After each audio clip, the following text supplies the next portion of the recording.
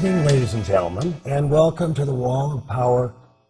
I'm Paul Metsa, my guest tonight for the whole show, a good buddy of mine, Steve Kaul. So tell us a little bit about, when I listen to you play, I think anybody that plays acoustic kind of country blues, a blues guitar in town has been influenced to a certain degree by Spider John Kerner and Dave Ray. Yeah, absolutely. You get into roots music and you start looking, right away you're going way back, right. Robert Johnson and Lead Belly and whoever, Blind Lemon Jefferson. You're going back to find the truth. Right. And then you realize you're not the first one to do that. Right. There was something called the folk boom. Right. And there's plenty of other people that have been treading. Some people call it the folk scare. They do. I, in fact, call it other things as well. But it was a tremendous blossoming. And I was just I was lucky to talk to Spider John about that very thing. He's talking about that folk boom and being, touring around with Kerner, Ray, and Glover. He said that, he'd see these legends that had been discovered by the Lomaxes, and they'd be brought up to play on these stages. It was just amazing. And he got to see so many people like Son House. Right. And Sleepy John S. He got to see these people performing, and you really get a different sensation than you do from a recording, as you know, and you're seeing something really special. Well, Bob Dylan talks about that in his book Chronicles. Yeah. Way ahead of the curve there. Incredible. They were just at the right place at the right time, but not only that, they were doing the right thing. Yeah. And people knew it. And John told me about being backstage at Newport when Dylan went electric. Right. He said they had this chain link fence, and it was covered with a tarp, so you couldn't see the audience, and they couldn't see backstage. And Dylan started in on his first song, and they finished, and John said, I heard this sound. I didn't know what is that? And he said he pulled the tarp down and looked, and he said, they were booing. Yeah. He said, it was just He told me a little bit about it. He said, and people were crying. And people were distraught. And he said there was some rumor that Pete Seeger was looking for an axe to cut the tables. But he said, I said, were you surprised by it too? And he said, no, we had heard them doing sound check. We kind of knew what was coming. And, and he said, about a year later, everyone else was doing it too. Right. And wearing sunglasses while they were doing it. We've got about a little over a minute left. We're going to play a song off an LP you put out, Steve Kaul and the Brass Kings. The record's called Machine. A song you wrote called Smokey's Night, and who played on it? Tony Glover. From Kerner, Ray, and Glover. More with Steve Kaul on the Wall of Power Radio and TV Hour.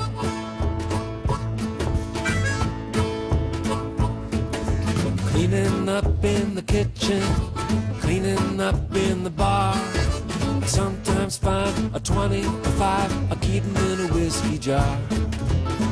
Maybe take a vacation, but then again, who will? I work all night and sleep all day. Who am I supposed to kiss? Well, I still dream it high and wide. Lately, I just let it slide.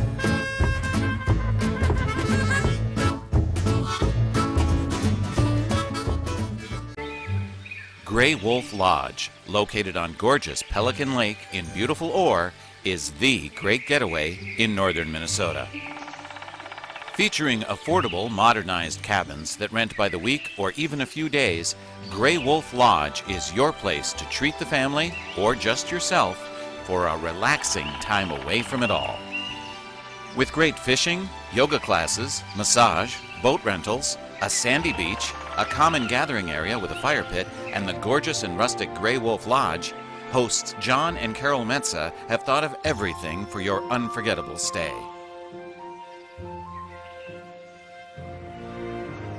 Give them a call at 1-800-840-9653 or go to graywolflodge.com to see all that they have to offer, and be sure to ask about summer specials going on now. Gray Wolf Lodge, your new home in the North Woods.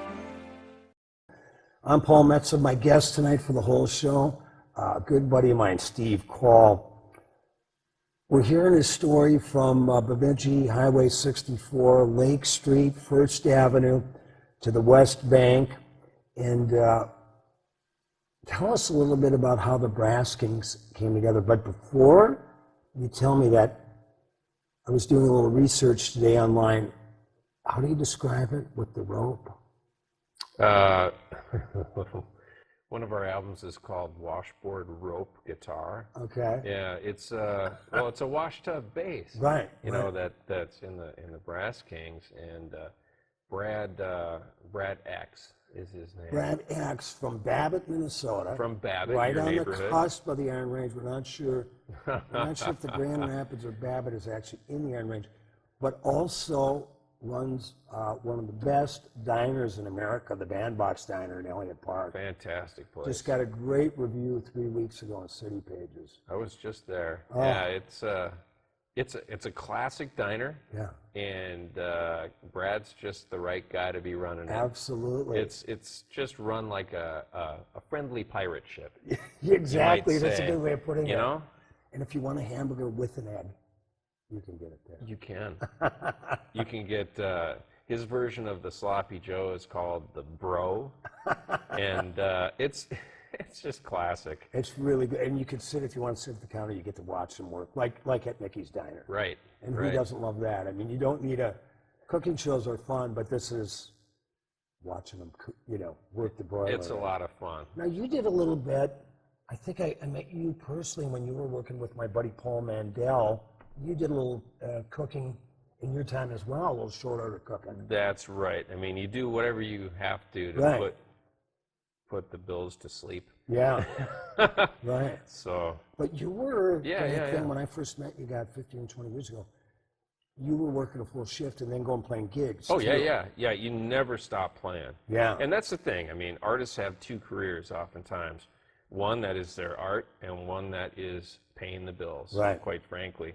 And every once in a while, you get to pay the bills with your art, and Yeah. it feels so good. And you it. want to be doing that your whole life, really.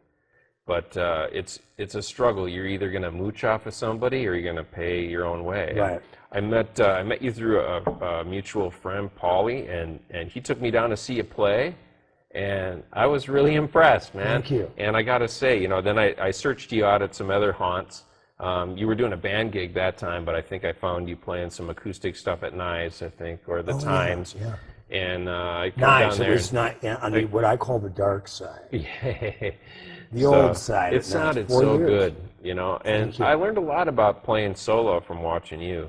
Oh. And because it's a different kind of thing, you Totally. play with a band, it's you got some support there, the drummer's doing his thing, you can kind of ride on A it, rhythm section of some sort. but nothing teaches you more than stepping on that stage all by yourself, and you find out what songs work and what makes a song work, and Right. how to make a You performance find work. how good or bad you are. Exactly, and you find where you need to work, and it makes you work harder. Yeah. And so I kind of followed those footsteps around and started playing solo gigs. Then when you get, as you found out, then when you get the check at the end of the night, you divide by 1.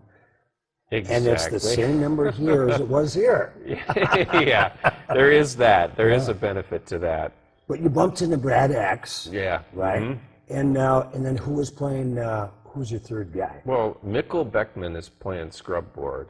One of And, the best scrub board players, not only in town, but anywhere, man. Yeah. He could be playing in a Zydeco band, he's that good. He could. He calls it the washboard. I think he patterns himself a little after Washboard Sam. Yeah. But he's got his own style, Yeah. and so he's backed up quite a few people. He's played with Charlie Park for years. And so I had seen him with Charlie at a festival, and I knew Brad from the first band house we had, because he had been over there. I'd known him the whole time. He was an electric bass player, right, with the Urban Gorillas. Yeah, man. If you he was recall in a that punk band. band. Oh, yeah. And House of Mirrors, and so he was playing some pretty heavy rock shows. But anyway, so you hooked up with him. Now, what year was that? Oh boy, I'm not even sure now. I think it was early 2000s.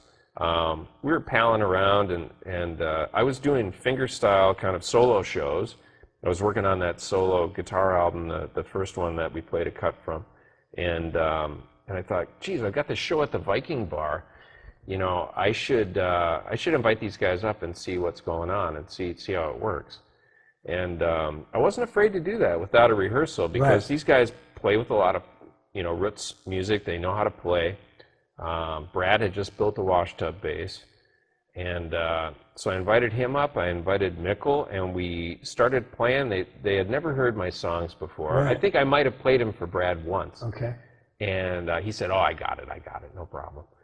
And we started playing. Well, you know, Babbitt guys lie, though. Yeah, well, you know that. And they're very confident when they do it. They have to be growing up in that part of the ring. Very believable. Yeah. Very believable.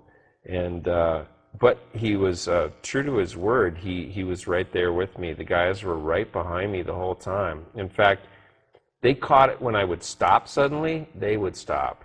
I'd slow down. They'd slow down. I'd speed up, and so on. And they caught all the breaks. They caught all the nuances. You guys swing, man. I've seen you several times. This was our first gig. Yeah. And then you know it's right. And we got done playing, and I had a guy come right up to us, and he said, "How long have you guys been together?" Wow. You know? And we just thought, well, this works. Yeah. Let's not change a thing. 45 minutes. And so our tradition has been to introduce new material on stage. Yeah. And just go for it. And we've done that at big venues too. Brand new songs. It's fun. Yeah. It's a lot of fun. We have Steve Kaul tonight for the whole show. Just to give us a short intro to this song we're going to hear, the spring song. Tell us a little bit about that, when it was recorded. When the Springtime Comes. Yep. It was recorded on our first album. It was written in like one afternoon, maybe 45 minutes. It was one of those songs that just, you're sitting at the table with the sun coming in, and it just comes right and to you you. just boom, boom, boom, and it's done. Right.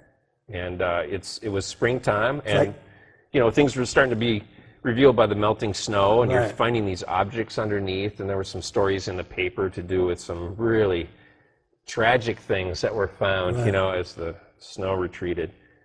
These all kind of blended together and came out as a story.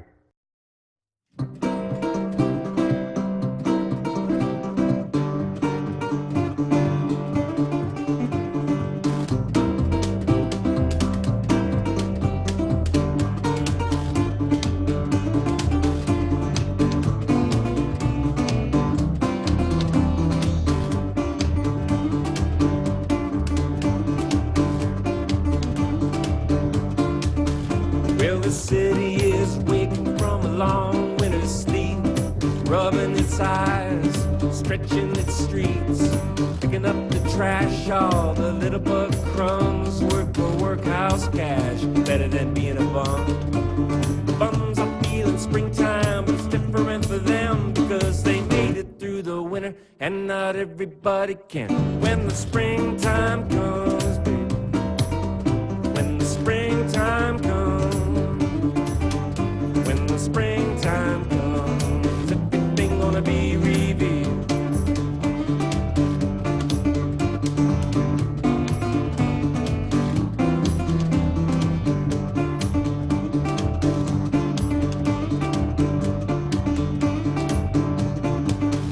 Well, walking home one night, back from the bar, it was cold as hell. I had to walk too far. Underneath the bridge, past the cardboard homes, I thought about the people there trying to keep warm. My friend said I was lucky that I was not attacked. I said I'm lucky I'm not living in that cardboard shack. When the springtime comes, when the springtime comes, when the springtime comes, everything gonna be revealed.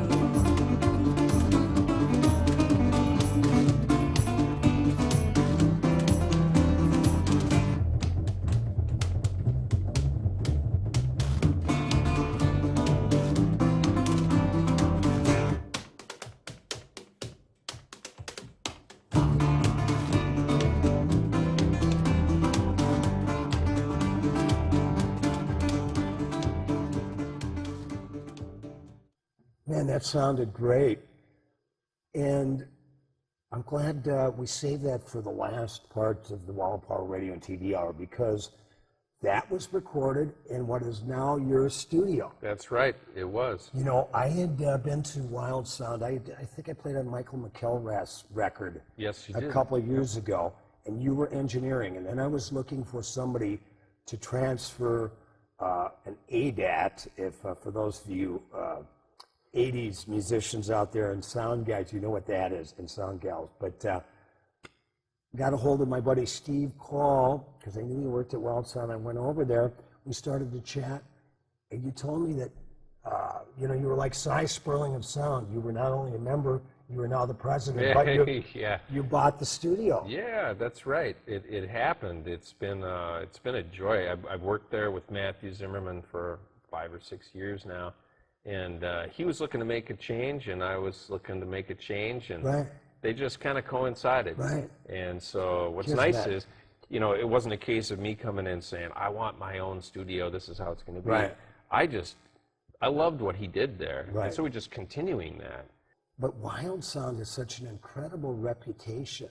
I mean, you've had all the best acoustic players in town. Yeah, it's got a great reputation. He's built it over the years. Yeah. And, you know, all the Prairie Home Companion guys, their band had come there and recorded umpteen albums. Rich Dworsky had been there recording with all kinds of musicians from all over the place. And you just had my old running buddy and one of the greatest percussion players and phenomenal harmonica players. Tim O'Keefe was just through with his buddy, with his brother Pat. Yeah, he was. Yeah. Yeah, and that was on. That's a tag team, isn't it? Yeah, it really is. Yeah. It's great to have the brothers in there, also Rangers. Yeah. And so they were in on a world music project, which we do a lot of. We had Nirmala Rajasakar on that, Michelle Kinney, amazing cellist. Yeah. And then, you know, of course, some Indian musicians from India, and Pat and Tim, and just Yeah. a great blend of music. What do you have coming up, both in the studio and for the Brass Kings? And are we going to see any Steve Kaul solo shows? You are going to see a new Brass Kings recording soon. My fiddle player, who wasn't on the video that we brought in today for When the Springtime Comes, but she plays a lot with us, Jillian Ray. I've heard her. Didn't she play with you? You know, I've done every Grumpy's Folk Festival, Right. produced by the great Grant Johnson. You played almost every one, Yeah, right? yeah, I've helped out a few times. And Jillian was playing with you just a few years ago. I think I saw her for the first Yeah, time. She's phenomenal. She's something else. She's got her own band. She plays with a lot of folks. But Where's she from? she's from Evelyn. That's why I asked, because I don't really know her personally, Yeah, but she's from Evelyn, Minnesota, Yeah. 3 miles from my hometown of Virginia. yeah. You know, Evelyn, for a little town of what, I'm going to guess 3,000 people, not only the birthplace of hockey, but it's produced musicians like Jillian Ray and, of course, our good buddy Rich Mattson. Oh, yeah. So you're going to start recording the Brass Kings record soon. Yeah, yep. Got some new material to work on, and Jillian actually, she's the one that's bugging me. She said, when are we going to get in and record again? So that's fun. She was just on the cover of Vitamin, Wow. if you saw that. I didn't. Yeah. She runs a music school also. I'm kind of hip to that because I think we're Facebook buddies. Yeah. So she's really something. Well, like you and a bit like me, musician that can stay pure to what they want to play if they do a couple other music-related things that don't take place on a stage at 9 o'clock at night. Right. Yeah, you put it together how you can. As long as your life is just full of music, Right, then you're fine. right. And Well, Bob Dylan said, I just read a great quote by him. He said, if a man wakes up in the morning and does what he wants to do all day, he's a success. there you go. So if you look back, you've had such a great journey, Steve Kaul, from Bemidji and now in the heart of what I'm calling now the biomagnetic center of the universe, Northeast Minneapolis. And I did steal that from the Riverside Cafe at Cedar and Riverside. But that's gone, so I've co-opted it, and proud that I did. But, you know, I know what a musician's life is like because I live it every day, and you know what it's like. Tell the people out there, in spite of all the trials and tribulations you go through, why do you keep doing it? You have to. I mean, you have to create. It's just how we are. You know, if you're a creative person, that's what you have to do. If you're a writer, you have to get up and write. You know, it's ready. It demands to be written. Right. The great thing about the studio is it's a resource. It's a creative space for composers. Like, we work a lot with the American Composers Forum. A lot of their membership comes down there to realize their art. Right. They hear it for the first time sometimes, Right. played by real musicians. Songwriters hear their songs properly done for the first time. It's just amazing. Well, So, there's that great old story when Alan Lomax was actually looking for Robert Johnson, who had died, and stumbles on, instead, McKinley Morganfield, we know now as Muddy Waters, and had his old, it was like a 200-pound recording gear of some sort in the back of their car, and they brought it out, and Muddy Waters had never heard himself on tape until that day. right. And, well, the rest, they say, is history. Yeah, there you go. So it is a joy to see someone's eyes light up when they're listening back and they think, wow, I sound great, you know? Yeah. Not in a bad way, just like in Right. a real fulfilling way. Right. And in a way that you know, gives them the confidence to go out and perform, you know? We do that. We do that every day. We do that with spoken word artists, with poets, with acoustic musicians, and I'll be producing projects where songwriters will want input on writing and lyrics and bouncing ideas back and forth. I love it. It's great. It's the next best thing to working on my own music. Right. Right? So it's a joy. Well, you know how many producers it takes to screw in a light bulb? Tell me, Paul. I don't know. What do you think? Yeah. Steve Kaul, it's been really fun. They call that talking to you. an executive producer, which I believe you are, sir. This has been so much fun. Go out and see Steve Kaul and the Brass Kings. Steve, we're looking forward to that next record. You can get in touch with Steve at wild-sound.com. He's got a great studio. You want to do some recording, he's the guy to call. Steve, thanks so much. It's so fun now working right up the street from you. Yeah, Let's do this again soon. absolutely. Okay, brother. Thank Have a you, good Paul. night. I want you to meet Two Gingers Irish Whiskey. I'm Kieran and I'm Irish, so I tend to like a challenge. Why not? I wanted a whiskey to help find me out what's out there. Like what's really out there. And I found the oldest distillery in Ireland with a water wheel and awards for its small family of whiskies in the middle of Ireland. As I've always seen it, you can't win the lottery unless you buy a ticket. So try it. The investment is small and the flavor is big.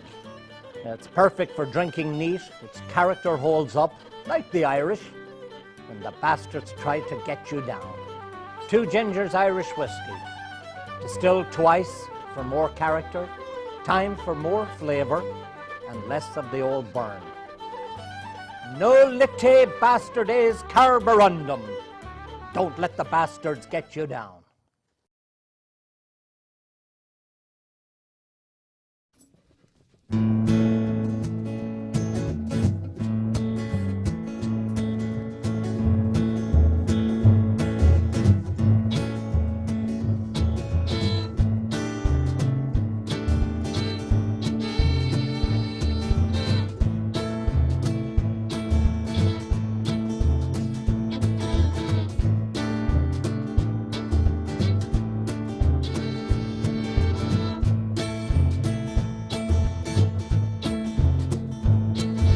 Cleaning up in the kitchen, cleaning up in the bar. Sometimes find a 25, I keep 'em in a whiskey jar. Maybe take a vacation, then again, who is? I work all night, sleep all day, who am I supposed to kiss? Well, I still dream it high and wide. Lately I just let it slide.